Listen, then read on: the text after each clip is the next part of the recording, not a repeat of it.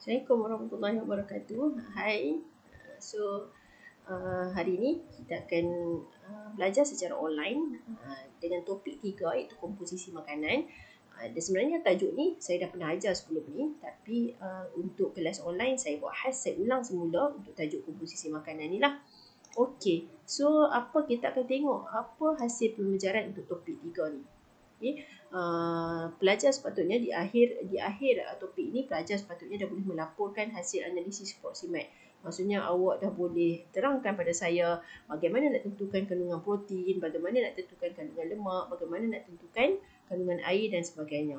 Okey, so kita sama-sama tengoklah.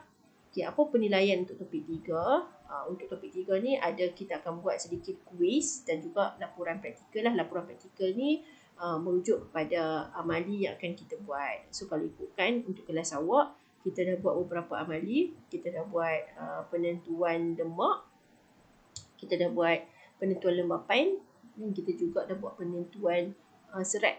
Okey, itu tak tahu pastilah sama ada awak ingat ke tak. Okey, so kita akan tengok yang pertama ni, saya ulang, jadi kita buat laju-laju. Okey, so saya ulang. Yang pertama, apa komposisi yang paling penting, yang biasanya ada wujud dalam makanan, semestinya ia adalah air. Okey, so kita akan tengok, pertama kita akan tengok apa fungsi air dan daripada mana datangnya air, sumber dia. Okey, yang kedua kita akan tengok senarai kepentingan air.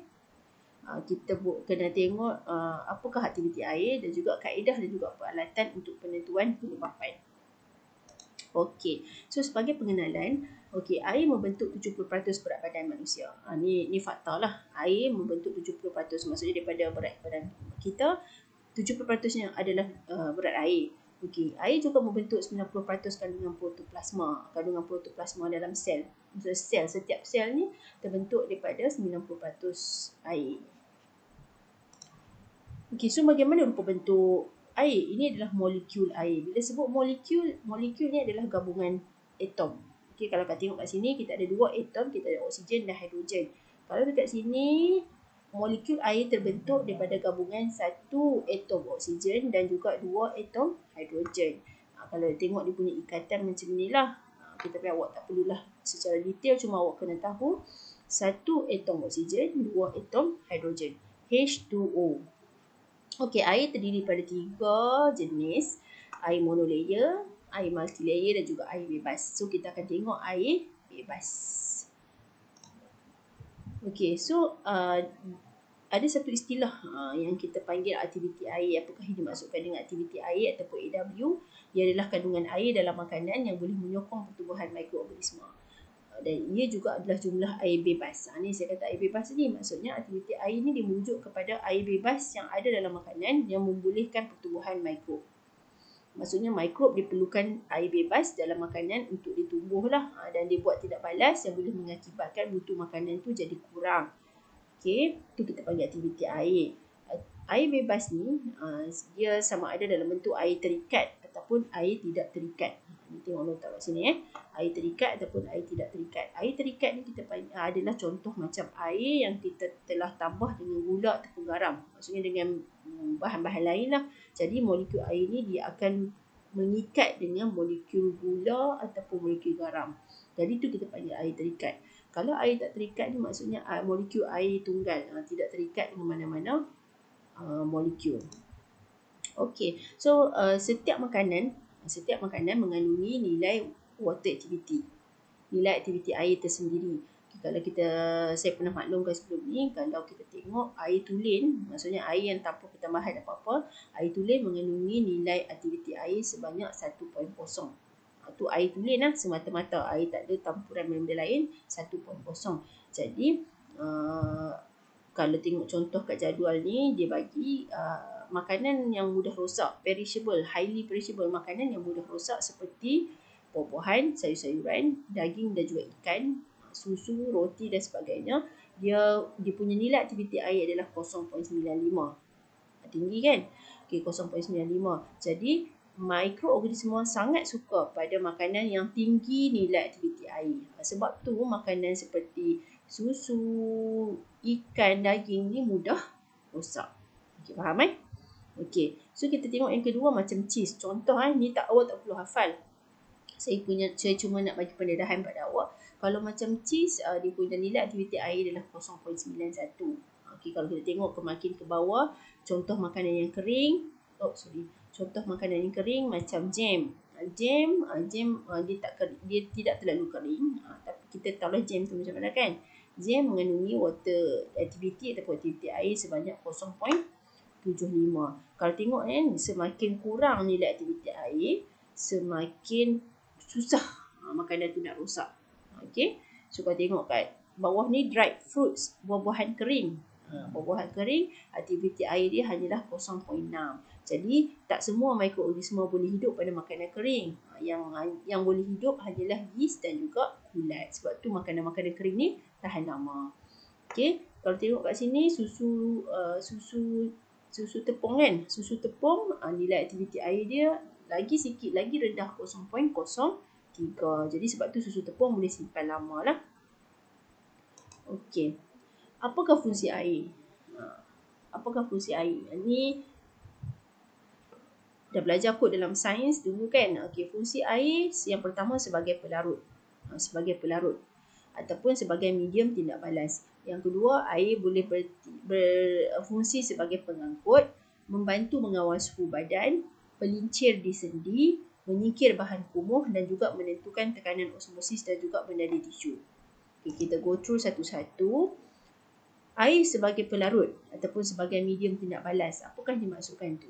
Maksudnya dengan kehadiran air boleh membantu melarutkan pelbagai bahan kimia dan juga membenarkan tindak balas berlaku. Maksudnya apa saja tindak balas yang berlaku dalam badan kita, memerlukan air. Jadi kalau badan kita kurang air, tindak balas tak boleh berlaku dengan baik, dia boleh menyebabkan kerosakan sel lah. Boleh menyebabkan kerosakan sel, menyebabkan kegagalan fungsi dan sebagainya. Sebab tu badan manusia tak boleh kurang air.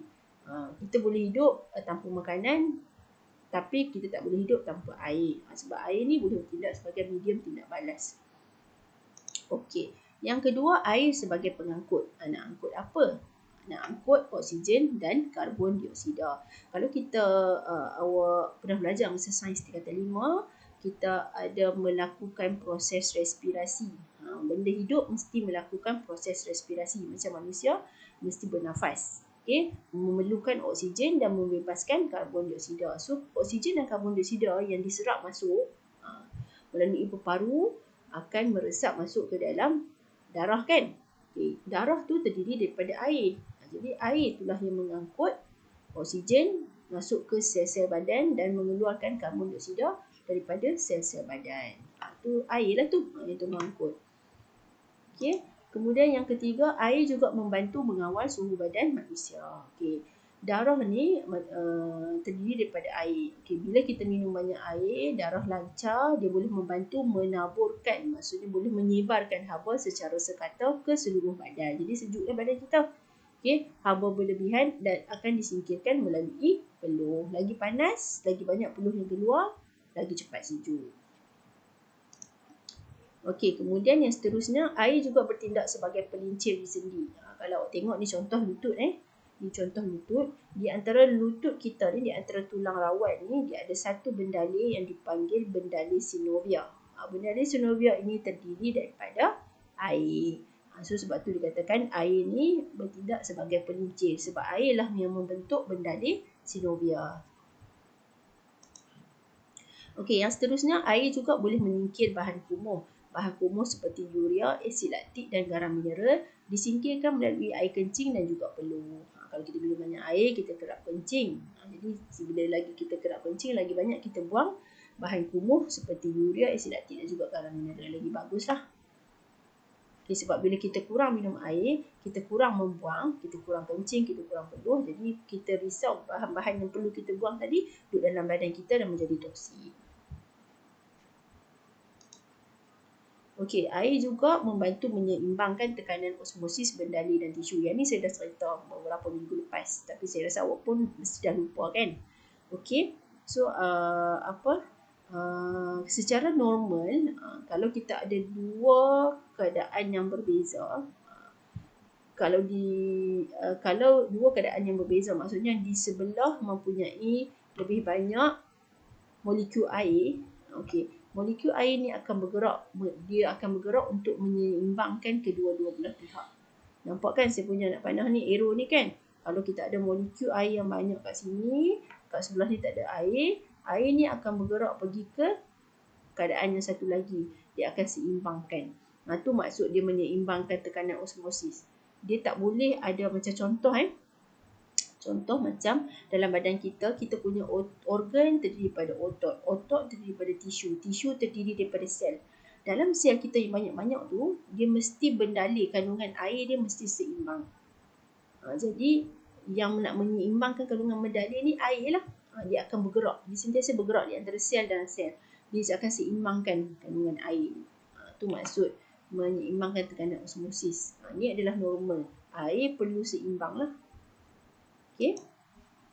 Okey, kita boleh dapat sumber air daripada dalam makanan ni daripada mana? Semua makanan ada air lah, cuma banyak ke sikit. Kalau tengok kat sini, yang paling banyak mengandungi air, of course lah buah dan sayur. Kalau tengok kat sini, cucumber, timun kan, mengandungi 96% air. Bayam 92%, tomato 94%, celery 95%. Jadi sebenarnya kalau kita makan banyak sayur-sayuran macam ni, boleh membantu untuk menjadi sumber air kepada badan kita lah.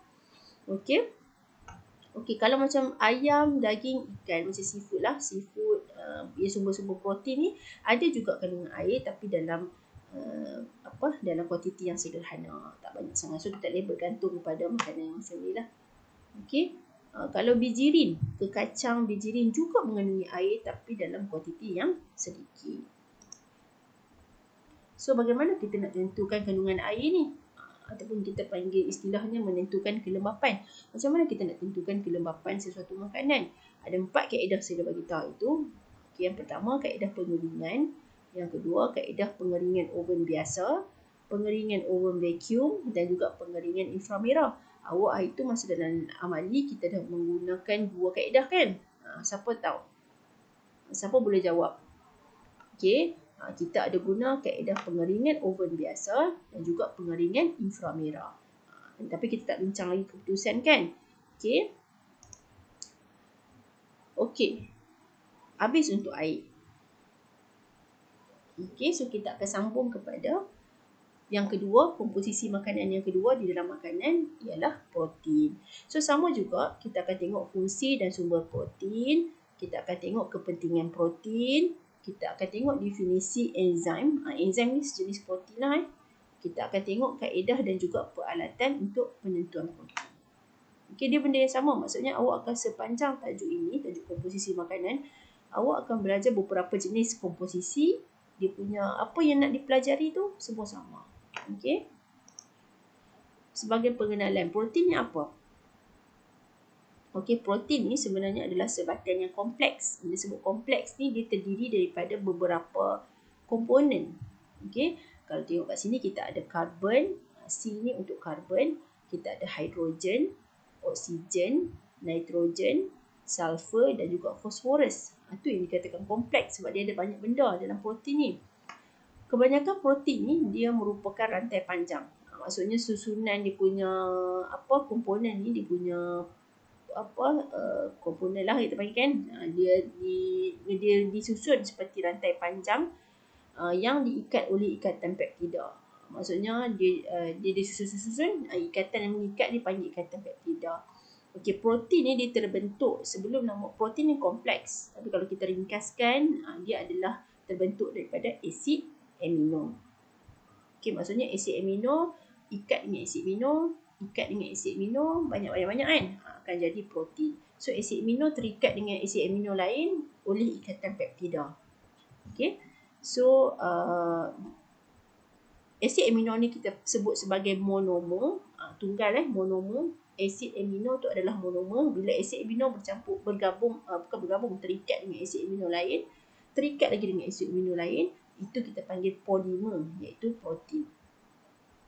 Okey, jelas?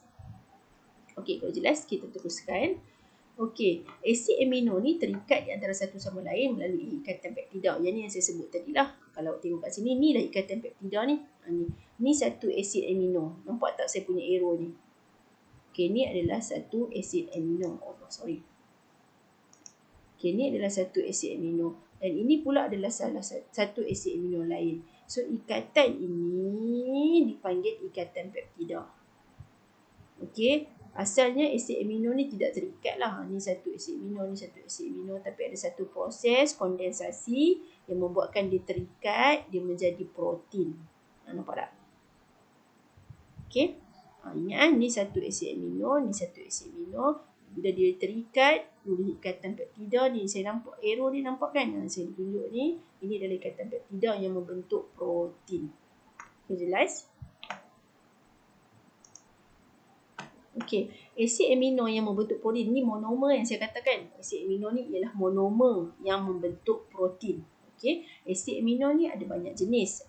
Ada dua jenis. Kita panggil asid amino perlu dan asid amino tak perlu. Apa maksud perlu tak perlu ni? Asid amino perlu ni ialah asid amino yang perlu diambil melalui pemakanan. Maksudnya kita tak boleh dapat tiba-tiba macam tu. Kita tak boleh hasilkan sendiri. Kita perlu dapat asid amino perlu ni daripada makanan, sumber makanan kita nak makan. Contoh saya bagi satu contoh. Kalau tengok dia banyak essential ni asid amino perlu dia ada histidine, isoleucine, leucine, methionine, phenylalanine, threonine, tryptophan, valine dan lysine. Awak tak perlu hafal pun. Tapi contoh contoh histidine. Histidine ni fungsi dia nak membina dan mengekalkan tisu yang sihat. Okey. Jadi histidine ni kita perlu dapatkan daripada sumber makanan lah. Okey. Kalau macam asid amino tidak perlu. Ni tak perlu Tak perlu ni bukan maksud kita tak perlu, kita tak nak, bukan. Kita tak perlu dapat daripada makanan. Daripada makan lah. Maksudnya dia boleh dihasilkan dalam badan sendirilah. Contoh alanin. Alanin ni kalau tengok fungsi dia boleh menghapuskan zat-zat beracun yang dilepaskan ketika pemecahan protein otot ketika latihan intensif. Maksudnya contoh waktu kita buat satu latihan yang intensif, maksudnya bersukan dan sebagainya, ada satu komponen yang beracun yang akan dilepaskan. So kalau ada alanin ni dalam badan manusia, alanin ni boleh menghapuskan komponen-komponen beracun tadilah. Okey. Tapi alanin ni ada kesampingan. Alanin ni dah dihasilkan oleh badan, tapi katalah kita makan makanan yang mengandungi alanin, kita tambah lagi. Jadi alanin ni mungkin berlebihan. So tak boleh makan berlebihan, nanti dia boleh menyebabkan kelelahan kronik. Saya cari banyak kisah. Okey, lelah. Okey, sumber-sumber alanin ni daripada daging, makanan laut, telur, ikan, hasil tenusu. Sumber sayuran daripada kacang, soya dan jagung. Jadi sumber-sumber makanan ini tidak boleh dimakan secara berlebihan lah, sebab dia ada alanin.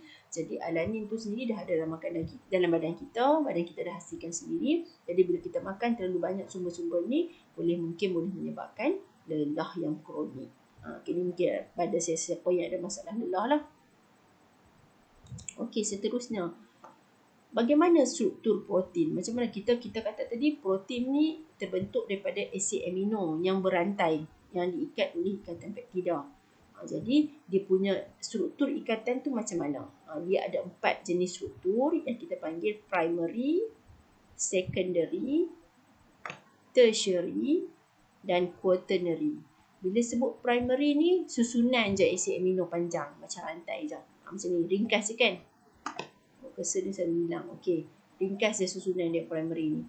Okey, tapi kalau dia sedikit dia ikatan amino asid ni, rantai amino asid ni disambung ataupun diikat oleh ikatan hidrogen, dia berkembang dua kan, kita panggil secondary. Kalau dia berkembang lagi banyak-banyak, jadi macam bergabung banyak-banyak rantai, kita panggil tertiary. Tapi kalau bergumpal macam ni, lebih daripada satu rantai amino asid, kita panggil quaternary. Okey, boleh lah. Kalau nampak lagi complicated macam ringkas macam ni, kita panggil primary. Kalau macam ni ada dua je, mungkin dia terikat dengan satu hidrogen je kan, kita panggil secondary. Kalau macam ni tertiary, dan kalau gumpal macam ni kita panggil quaternary. Okey, protein ni yang kita panggil protein ni, dia selalu keadaan quaternary ni lah. Ni protein dalam keadaan ni macam ni lah. protein yang kita makan tu dalam keadaan quaternary punya structure. Protein ni perlu dipecahkan kepada asid amino sebelum boleh menjalankan fungsinya. Maksudnya once kita makan makanan yang ada protein, badan kita tak boleh serap protein macam tu je. Badan kita perlu pecahkan dulu protein tu jadi ringkas, jadi amino acid, barulah badan boleh serap. Okey, jelas kan? Sebab dia adalah satu komponen ataupun molekul yang kompleks. Jadi dia kena jadi ringkas dulu, kena jadi asid amino, baru boleh ditukarkan kepada tenaga dan juga disimpan sebagai lemak. Okey, jelas kan? Ini protein yang kita makan. Maksudnya sumber makanan kita yang ada protein, kita makan, protein tu akan diringkaskan dulu menjadi asid amino, barulah badan boleh serap. Nak guna sebagai tenaga boleh, nak repair sel-sel yang rosak pun boleh dan sebagainya lah. Okay, tapi badan manusia tu sendiri terdiri daripada 20% protein. Itu badan kita sendirilah.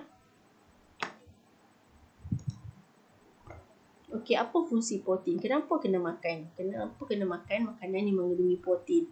Yang pertama, untuk membina sel baru semasa pertumbuhan. Ni kalau untuk remaja dan kanak-kanak, memang kita galakkan untuk makan protein lebih lah. Kalau contoh untuk remaja dan kanak-kanak, memang kita galakkan untuk makan telur kan.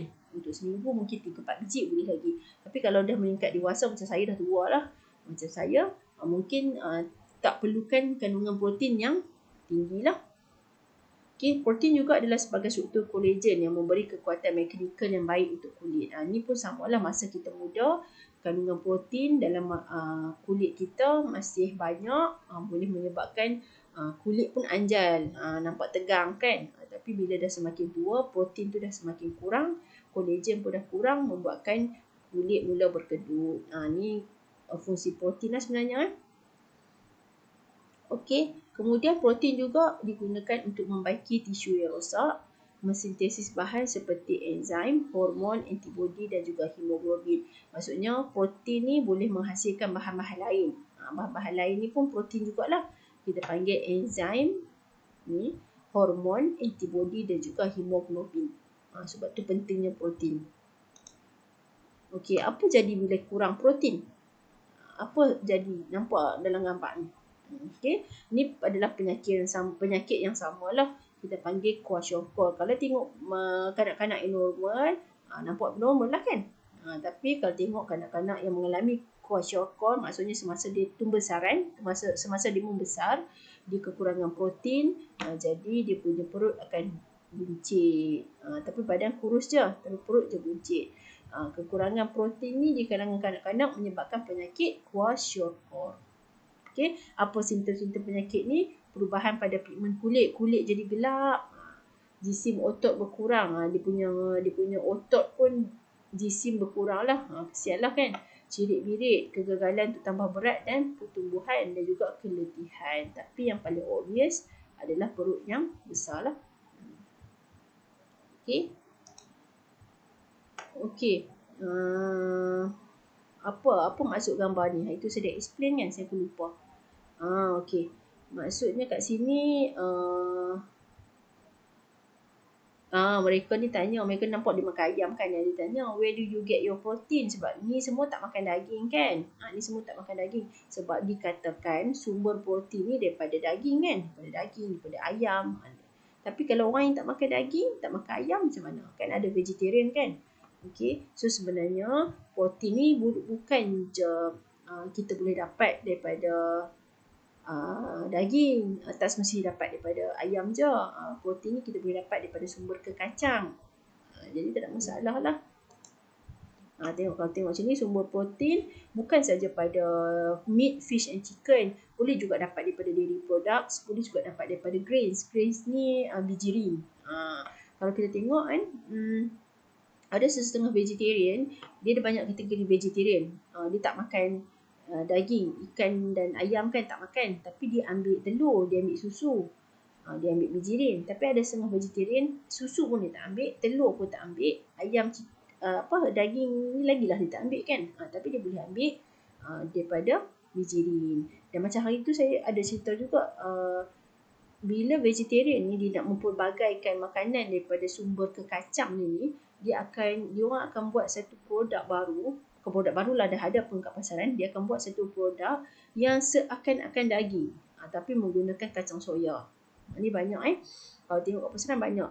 Dia kalau tengok sekali lalu, sekali imbas, kalau kita masak, kita akan nampak tekstur memang macam daging. Kita akan nampak dia punya rupa pun ala-ala macam daging lah.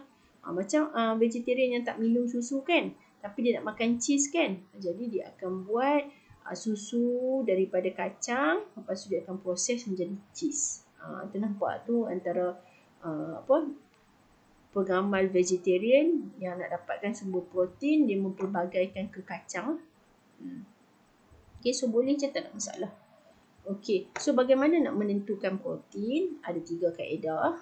Okay, kita panggil ujian Millen, ujian Dumas dan ujian Jedal. Okay, so ujian Millen ni adalah ujian penentuan secara kualitatif. Bila sebut kualitatif ni maksudnya kita tak tentukan berapa banyak. Kita just tentukan ada ke tak protein. Macam tu je. Kalau Jedal ni adalah penentuan secara kuantitatif. Bila sebut kuantitatif, bermaksud kita tentukan berapa banyak protein yang ada dalam makanan kita. Itu beza. So, dalam amali kita untuk peringkat sijil, kita tak akan buat Jedal dengan Dumas lah. Kita hanya buat ujian Millen. Cukup sekadar kita tahu dalam sampel yang kita guna tu ada protein ke tak. Okay, jelas Okay, so untuk ujian Millen adalah ujian kualitatif untuk menguji kehadiran protein, iaitu asid amino lah. Dia tak boleh uji protein macam tu, dia kena uraikan dulu baru jadi dia nak uji kehadiran asid amino. So dia akan memberi keputusan mendakan mirah bata jika ada kehadiran protein. Okay, kalau tengok kat sini contoh ada 3 sampel berbeza, kacang tanah, buah limau dan putih telur. Okay, kesemua sampel ni akan diproses dululah. Contoh kacang tanah, dia akan hancurkan menggunakan lesung dan alu. Tumbuk dulu kan. Dia akan tumbuk kacang tanah. Lepas tu tuang kacang tanah ke dalam tabung didih. Tuang air suling dan didihkan 1 minit di dalam kukus air. Maksudnya tabung didih yang ada kacang tanah yang kita telah tumbuk tadi, kita masukkan dalam 1 bikar yang ada air. Macam itulah, kita tak boleh panaskan secara terus dengan api. Kita kena panaskan macam tu. Dalam bikar tu ada air, kita masukkan tabung didih kita yang ada kacang tu dalam tu. Okay, lepas tu kita akan turaskan campuran dan titikkan bahan uji Millen kepada larutan. Bila kita dah kukus selama 1 minit, kita turaslah campuran tu. Maksudnya guna kertas turas, buang seredak kacang tu kan. Ambil larutan tu, barulah titis dengan bahan uji Millen. Lepas tu kita catatkan pemerhatian. Kalau betul ada protein, mendakan mirah bata terbentuk. Okey, kalau macam buah limau, ada protein tak? Jangan jawab ada buah limau tak ada protein. Okey, kalau kita ambil sampel buah limau, kita ambil jus dan tuang ke dalam tabung didih. Didihkan selama 1 minit di dalam kukus air. Sama step macam tadi. Titikkan larutan Millen. Sebab kita tak payah turas lah, sebab dia dah jus kan. Kita titik je larutan Millen ke dalam tu, kita catatkan pemerhatian. Kalau tak ada protein, buah limau ni dia punya larutan hanya akan berwarna merah. Beza. Merah bata dengan merah berbeza. Merah bata macam warna batu bata, warna merah tu. Merah oranye. Okey. Merah biasalah. Okey, kalau macam putih telur dimasukkan ke dalam tabung didih. Titikkan larutan Millen kepada larutan. Putih telur ada protein, jadi mendakan mirah bata akan terbentuk. Okay, jelas Okey.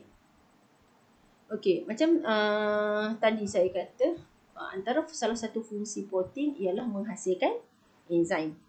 Okey, menghasilkan enzim. So, enzim ni apa? Kita tengok pada definisi. Enzim ni ialah makin organik yang mempercepatkan kadar tindak balas. Itu saya dah sebut. Enzim ni ialah pemakin untuk mempercepatkan tindak balas. Sebab apa kena belajar tentang enzim? Sebab enzim ni adalah salah satu hasil yang bahan yang disintesis oleh protein kan. Jadi dia adalah salah satu protein lah, salah satu jenis protein jugalah. So, enzim ni ialah pemakin yang mempercepatkan kadar tindak balas. Diperlukan dalam kuantiti yang kecil, dihasilkan oleh sel hidup, spesifik dan bertindak ke atas satu jenis substrat sahaja. Maksudnya, satu enzim untuk satu substrat. Substrat ni bahan lah. Satu enzim untuk satu bahan yang dia nak tindak balaskan. Jadi, pada enzim ni dia ada satu tapak yang kita panggil tapak aktif. Tapak aktif ni lah tempat pelekatan substrat tadi. Saya sebut tadi kan. Okay. So kita tengok gambar rajah macam mana contoh dia. Okey, yang kelabu ni kan adalah enzim lah. Dia ada tapak. Ni tapak dia ni. Okey, tapak dia ni sesuai untuk satu substrat saja. Jadi kalau substrat tu masuk, melekat dengan elok, jadi bila dia buat tindak balas, dia akan pecahkan substrat tadi kepada dua hasil tindak balas. So hasil tindak balas akan keluar dan meninggalkan enzim. Umpama dia macam kunci dan mangga. Mangga kan, pedal ayam kan, pedal lock tu kan.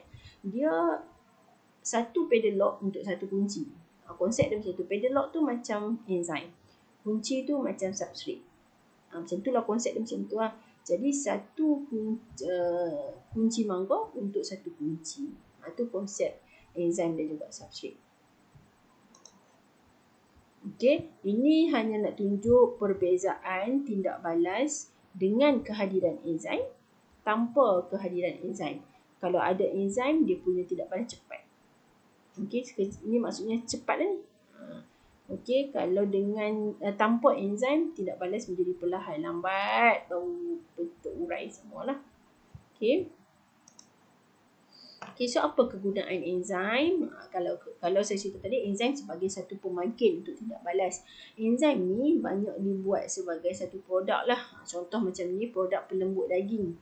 Dia guna satu enzim yang dinamakan protease. Enzim ni tujuan dia akan menguraikan ikatan protein pada daging. Daging ni kita tahu dia adalah tinggi protein kan. Jadi pelembut daging ni, enzim protease ni, dia akan bila kita tambah pada daging, dia akan melembutkan, mempercepatkan daging tu menjadi lembut sebab dia akan pecahkan ikatan protein tadi.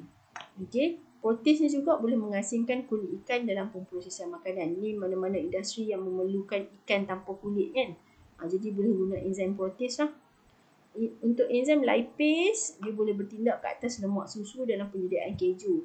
Maksudnya dalam kita nak buat keju, kita guna susu kan. Jadi, bila kita tambah enzim lipase, susu tu jadi cepat beku. Cepatlah jadi keju.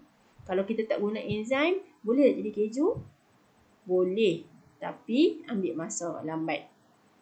Okey, enzim zymase terdapat dalam yeast yang digunakan untuk menukarkan gula kepada etanol dalam penyediaan minuman beralkohol. Kalau orang yang industri yang nak buat air beralkohol, dia terpaksa guna zymase ni lah, nak bagi cepat, supaya yeast tu cepat-cepat ditukar gula tu jadi etanol, sebab tu boleh jadi alkohol lah. Okey, enzim selulase. Enzim selulase ni untuk mengeluarkan kulit daripada berjerdin seperti gandum, digunakan untuk mengasingkan agar-agar daripada rumpai laut. Enzim amylase untuk menghilangkan kanji dalam buah-buahan dan koko semasa pemprosesan jus buah dan coklat. Okey, jelas maksudnya setiap enzim ni dia ada satu fungsi lah. Okey, settle untuk komposisi makanan bahagian 1. Kita tak akan habiskan semualah. Jadi saya nak awak tengok, awak boleh tonton berulang kali lah untuk mendapat kefahaman yang lebih jelas sebelum kita teruskan dengan komposisi makanan bahagian 2. Okey, so terima kasih. Assalamualaikum.